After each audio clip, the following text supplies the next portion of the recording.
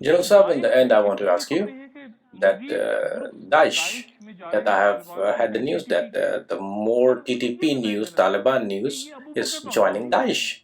And I would like to know that Abu Bakr al-Baghdadi, do you have any information that Abu Bakr al-Baghdadi, the Khalifa in Dawlat al-Islamiyya, he was residing in Afghanistan or Pakistan? Do you have any news like that?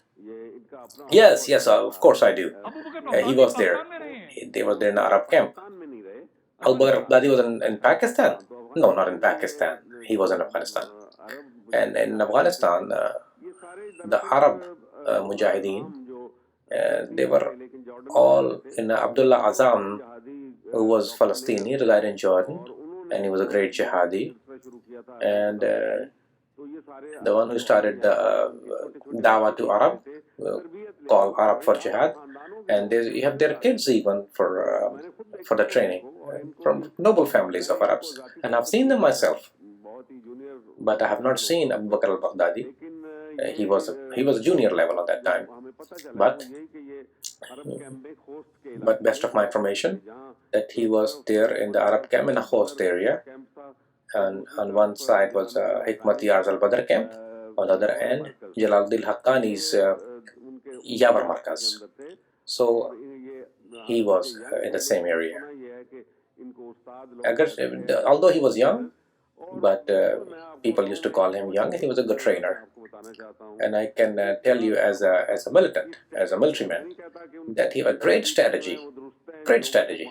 I don't agree with his method about beating people or being harsh on them, but I can assure you one thing: the military operation in Kobani, and what they call it, Anul Arab, the Eye of Arab in Kobani, all put everybody's focus on that side, but he's slowly moving towards Baghdad, slowly moving to Ban Farad, and many areas of Fallujah he has captured already. So that's a great move. It's a great strategic move, which is me being a professional military man, I am impressed, and I say that's really good. And General Saab, that's a very important thing you have mentioned, and we will talk onwards, that I want more details, and I will talk to you further. Abu Bakr al-Baghdadi, he was in Afghanistan in the host area in the Arab camp, and they call him teacher, and I think he left in 2001 or before. I don't know, don't have the knowledge of when he left, but Haqqani was not in that time belonged to Al-Qaeda, but before Zarqawi left before, because they used the same method, and after that, and Abu Umar al-Baghdadi was the commander, and then his real name is Ibrahim al-Badri al-Samri, but he used adopted name as what he said is Abu Bakr al-Baghdadi, and also he is Quraishi al-Hashmi.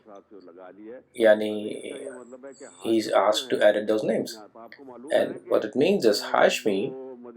You know that if you go to Medina to Rawda Rasul, that only Jordan's king can go in there because he is Hashmi, and he's the only one who's allowed, and that's their protocol. The Hashmi means that you can rule Saudi Arabia. I'm not sure if he is or not, but that's what I best of my knowledge is. Thank you very much.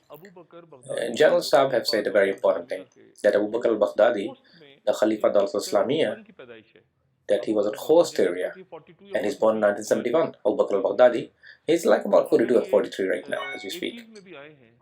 So if he's here in 80s, so he was like teenager. Yeah, maybe in 20s, 1920. It's a very interesting fact that he was here.